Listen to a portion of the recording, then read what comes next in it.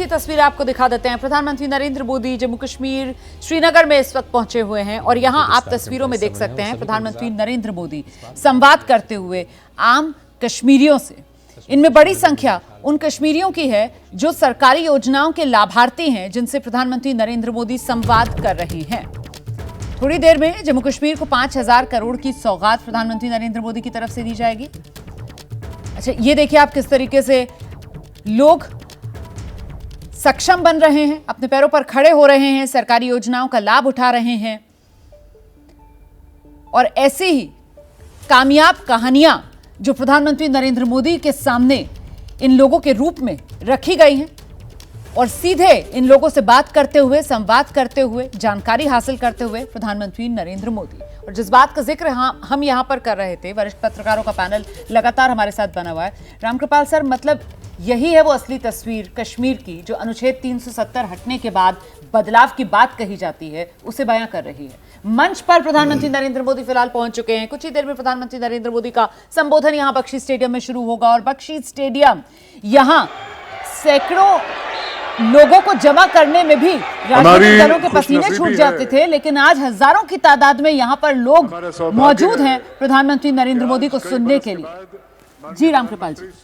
देखिए रोमाना जी, 5 अगस्त को जब अमित शाह जी 370 पर भाषण दे रहे थे तो उन्होंने एक सब चैलेंज किया था कि 370 का एक भी फायदा बता दीजिए और मैं सारे उसके नुकसान गिनाऊंगा।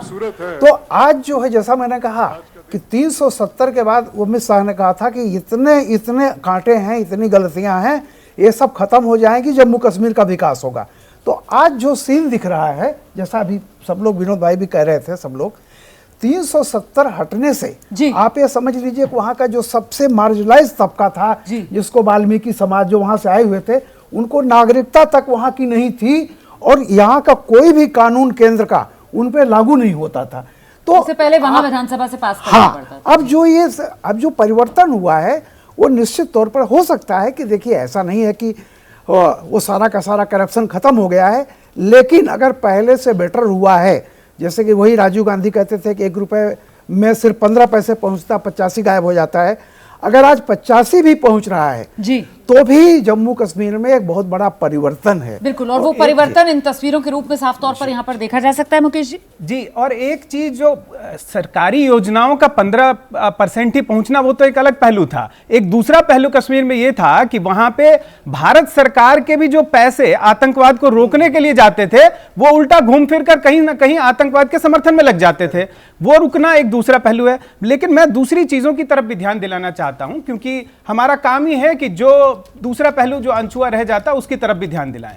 विश्वास बहाली, युवाओं को विश्वास में लेना, जो एक राजनीति की सबसे जरूरी शर्त है कि आप वहां के युवाओं को, ये तस्वीरें दिखाती हैं, बहुत अच्छी तस्वीर पेश करती है कि कश्मीर में अगर इतना अच्छा विश्वास बहाली का माहौल बना है, वहां पे लोग एक स्टेडियम में अगर 50,000 या 1 लाख लोग आते हैं तो ये बहुत बड़ी बात है। लेकिन और जो वहां पे प्रदर्शनी में दिख रहा है कि कुछ कृषि उत्पाद है, एग्रीकल्चरल प्रोडक्ट्स हैं, लेकिन असली तस्वीर ये नहीं होती है रोमाना जी। असली तस्वीर वो होती है जब मीडिया या इंडिपेंडेंट लोग गांव में जाते हैं, इंडिपेंडेंटली असेसमेंट होता है, जो सरकार का जो तंत्र होता है वो तो ऐसी चीजें क्रिएट कर भी सकता है। मैं ये नहीं कह रहा हूं, लेकिन फिलहाल ये जो तस्वीरें सामने आ रही हैं विजय सर, आपसे मैं जानना चाहती हूँ कि कहाँ तो कश्मीर के जो क्षेत्रीय दल हैं उनकी तरफ से बयान ऐसे सामने निकल कर आते थे कि अगर अनुच्छेद 370 हट गया तो फिर कोई हाथ नहीं होगा जो तिरंगा उठा सकेगा, और यहाँ ये हजारों का हुजूम है, देश के प्रधानमंत्री को सुनने के लिए पहुंचा हुआ है, बेताबी इनमें नजर आ रही है, उत्साह इनमें नजर आ रहा है।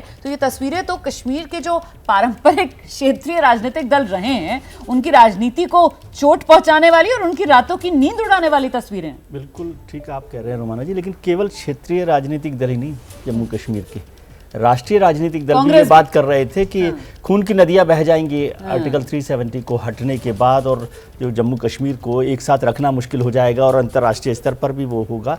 मैं आपको बताता हूं कि जब ये हुआ था उसके तुरंत बाद मैं वहाँ था कश्मीर में, 1 हफ्ते वहाँ, और उसके बाद करीब 7-8 बार और कश्मीर में गया हूँ। लगातार वहाँ फ़िज़ा बदलती रही है, लगातार डेवलपमेंट हो रहा है, लगातार विश्वास बहाली हो रही है और लोगों को लग रहा है कि अब वो अपने तरीके से जी सकते। अभी तक जो नेता थे वो उसको कर रहे थे। आज भी मैं एक बयान देख रहा था एक क्षेत्रीय राजनीतिक दल के बड़े नेता का, कि वो कह रहे थे कि यहाँ पर कोई भी आदमी अपनी मर्जी से नहीं पहुंच रहा इसमें। अब आप समझ सकते हैं कि कोई रैली में 50,000 लोग, हाँ, या 25,000 कहिए, मैं सबसे कम जितना आप कर सकते हैं, क्या 25,000 लोगों को आप ठेल कर ले जाया जा सकता है वहां पर? तो वो एक बड़ा बदलाव हुआ है और उससे बेचैनी हुई है। और जो लोग कह रहे थे कि हम चुनाव में हिस्सा नहीं लेंगे जब तक कि ये हटेगा नहीं, और तो अगर ले भी जाएंगे, हाँ, तो इतनी उत्सुकता कहां से लेकर आएंगे? तो प्रधानमंत्री नरेंद्र मोदी को अगर देखना है तो बाकायदा कुर्सियों से खड़े हो रहे हैं, उछक कर उनकी एक झलक पाने के लिए वहां पर बेसब्री से नजर आ रही हूं। सर आ रही हूं, एक मिनट, ये तस्वीरें दिखा दें एक एक करके, मैं सबके पास आऊंगी प्लीज। जी विजय जी। तो वो एक बड़ा बदलाव उससे हुआ है और अब क्षेत्रीय दलों को भी लगा है कि यदि इसमें हिस्सेदारी नहीं ली उन्होंने चुनाव में, तो वो बिल्कुल अलग थलग हो जाएंगे, जो अभी तक पड़ गए थोड़ा सा अलग थलग हो गए। तो वो तमाम कोशिशें, आपने देखा होगा कि उसके बाद वो पूरा एक ग्रुप बना था कि सारे दल जो आपस में दुश्मन थे 50 साल तक, वो सब एक साथ हो गए थे। गुपकार रोड है, गुपकार रोड जिस पर सबके बंगले हैं, हाँ, जिस पे फारूक अब्दुल्ला साहब का बंगला वही, जहाँ पर गुपकार रोड की चोटी पहुंचती है वहां पर फारूक अब्दुल्ला साहब का बिल्कुल बंगला भी है। तो वो वहां पर इकट्ठा हुए। लेकिन अब दिखाई दे रहा है कि, और अब भी इस तरह से दिख रहा है कि फारूक अब्दुल्ला साहब मोदी साहब के प्रशंसा में साथ में दिखाई दे रहे हैं। उमर साहब अभी थोड़ा सा अलग रास्ते पर चल रहे हैं। लेकिन क्या होता है कि पहाड़ों में यदि आप श्रीनगर जाएं या घाटी के इलाके में जाएं ना, तो वहाँ इतने तीखे मोड़ होते हैं कि आपको पता नहीं होता कि अगला कदम क्या होगा। जैसे ही घड़ी का काटा दोपहर 2:30 पे आए, बबीता जी का दिल सास बहू साजिश के लिए मचल जाए। और ये है इनकी बहू, पूरे दिन ऑफिस की टेंशन हो जाए गॉन जब ये करें अपना फेवरेट शो फ्री टाइम पे ऑन। इनकी तरह आप भी देखिए अपना फेवरेट शो अपने टाइम पर और डाउनलोड कीजिए एबीपी लाइव ऐप अपने स्मार्ट टीवी पर।